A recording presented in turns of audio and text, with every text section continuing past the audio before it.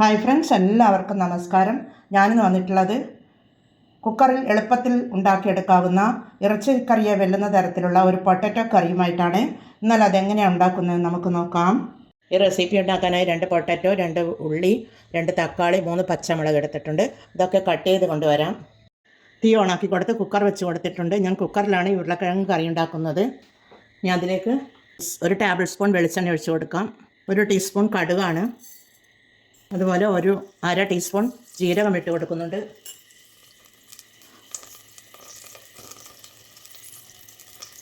കടു അവിടുന്ന് പൊട്ട് വരട്ടെ. കടു പൊട്ടി വന്നിട്ടുണ്ട്. അതിലേക്ക് ഒരു 5-10 ഉലുവയാണ്, ഹോളായിട്ടുള്ള ഉലുവയാണ് ഇട്ട് കൊടുക്കുന്നത്. അതിനുശേഷം 2 പച്ചമുളകാണ്, 3 പച്ചമുളകാണ്. അതുപോലെ 2 സവാള കട്ട് ചെയ്തതാണ്, അത് ഇട്ട് കൊടുക്കുന്നുണ്ട്. ഇളക്കി കൊടുക്കാം.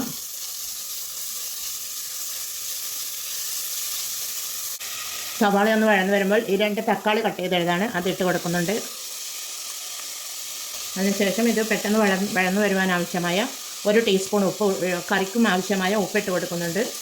1 ടീസ്പൂൺ ഉപ്പിട്ട് കൊടുക്കുന്നുണ്ട്. എല്ലാം കൂടി ഒന്ന് വഴറ്റിയെടുക്കാം.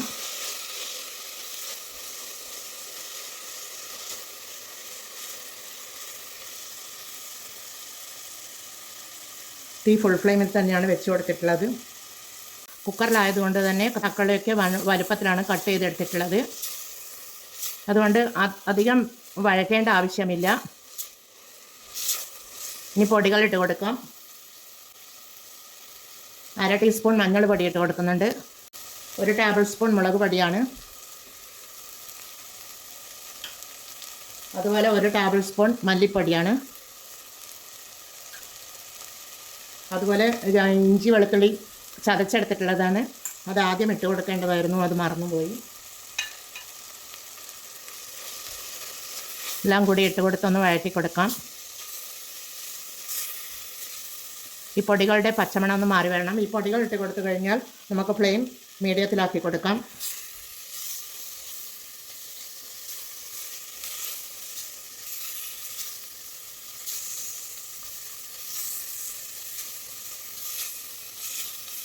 പിന്നീട് ഞാൻ ഉരുളക്കിഴങ്ങ് ഇട്ട് കൊടുത്തിട്ടുണ്ട്. ഉരുളക്കിഴങ്ങ് ഇട്ട് കൊടുത്തൊന്ന് വഴറ്റി കൊടുക്കാം.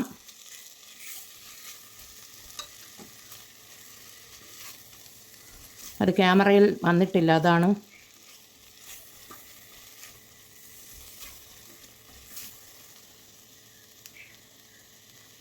ഇനി നമുക്കൊരു കപ്പ് വെള്ളം ഒഴിച്ച് കൊടുക്കണം. അതിലേക്ക്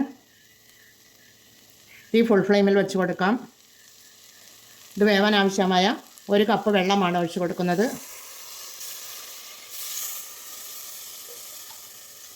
അത്രയും മതിയാകും. ഒന്ന് ഇളക്കി കൊടുക്കാം. ഉപ്പൊക്കെ ഒന്ന് നോക്കാം.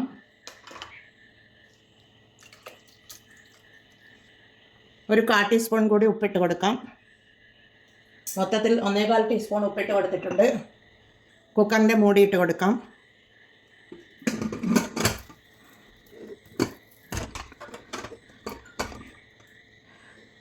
ഒരു 2 വിസിലടിച്ചാൽ മതി. അപ്പോഴേക്കും കറി ഇവിടെ റെഡിയാവും.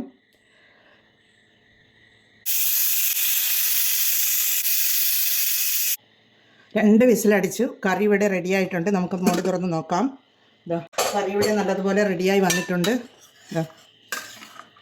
ഇനി ഇതിലേക്ക് നമുക്ക് ഒരു 1/2 ടീസ്പൂൺ കുരുമുളക് പൊടിയും 1 ടീസ്പൂൺ ജീരകത്തിൻ്റെ പൊടിയും, പിന്നീട് ലാസ്റ്റ് കസൂരി മെത്തിയാണ്. കസൂരി മെത്തി ഇട്ട് കൊടുക്കുന്നത് ഫ്ലേവറിനും ടേസ്റ്റിനും വേണ്ടിയാണ്. അതുകൂടി ഇട്ട് കൊടുത്തൊന്ന് നമുക്കൊന്ന് ചെറിയ രീതിയിലൊന്ന് തീ ഓണാക്കി കൊടുത്തിട്ട് ഒന്ന് ചൂടാക്കിയെടുക്കാം. ഇത് ലാസ്റ്റ് ഇട്ട് കൊടുത്തത് ഇതിൻ്റെ ഫ്ലേവറൊക്കെ ഇതിലേക്ക് പിടിച്ച് കിട്ടുവാൻ വേണ്ടിയാണ്. അതിൻ്റെ മണവും ടേസ്റ്റുമൊക്കെ അപ്പോൾ തന്നെ ആ രുചി കിട്ടുവാൻ വേണ്ടിയാണ് ലാസ്റ്റ് ഇട്ട് കൊടുത്തത്. കുറച്ച് കറിവേപ്പില ഇട്ട് കൊടുക്കാം. കസൂരി മേത്തി ഇട്ടത് കൊണ്ട് മല്ലിയില ഉണ്ടെങ്കിൽ നിങ്ങൾക്ക് ഇട്ട് കൊടുക്കാം. എൻ്റെ അടുത്തില്ലാത്തത് കൊണ്ട് ഞാൻ ഇട്ട് കൊടുക്കുന്നില്ല. കസൂരി മേത്തി ധാരാളമാണ്. ഇതിവിടെ റെഡിയാണ്. ഇനി ഒന്ന് നമുക്ക് ഒരു വറ്റൽ മുളക് താളിച്ച് കൊടുക്കാം. ഈ ഓഫാക്കി കൊടുക്കുന്നുണ്ട്. ഇത് കുക്കിംഗ് പഠിച്ചു വരുന്ന കുട്ടികൾക്കും ബാച്ചിലേഴ്സിനുമൊക്കെ എളുപ്പത്തിൽ ഉണ്ടാക്കിയെടുക്കാവുന്ന ഒരു കറിയാണിത്. പൊട്ടറ്റോ കറി എളുപ്പത്തിൽ കുക്കറിൽ ഉണ്ടാക്കിയെടുക്കാവുന്ന ഒരു കറിയാണിത്. ഗസ്റ്റൊക്കെ വന്നു കഴിഞ്ഞ് കഴിഞ്ഞാൽ പെട്ടെന്ന് ഉണ്ടാക്കിയെടുക്കാൻ പറ്റുന്ന ഒരു കറിയാണ്.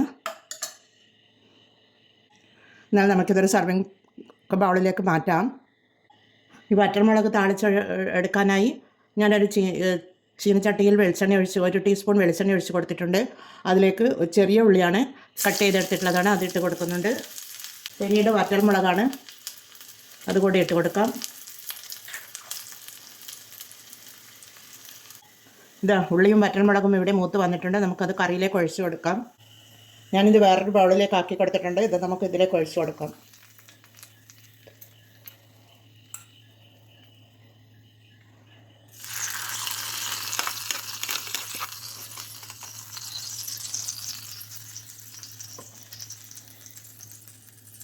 നല്ല അടിപൊളി ടേസ്റ്റിയായ ഇറച്ചിക്കറിയെ വെല്ലുന്ന ഉരുളക്കിഴങ്ങ് കറി ഇവിടെ റെഡിയാണ്.